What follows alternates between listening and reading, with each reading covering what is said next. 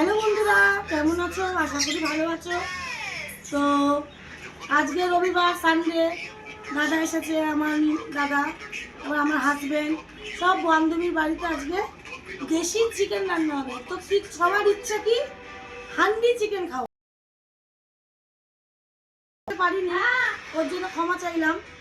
সব রকম মশলা মাখিয়ে চিকেনটা বসিয়ে দিলাম। এবার আমি উনুনে বসাবো। আমাদের এখানে উনুন, বান্ধবীর বাড়িতে উনুন আছে, উনুনে আমি চলো এবার দেখাচ্ছি। চলো, এলাম, এটা বান্ধবীর বাড়ি, জমি দেখাবো পরে ঘুরে।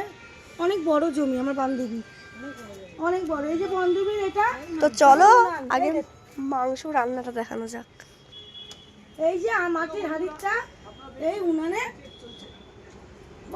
জঙ্গলে এসেছি আমরা এখন।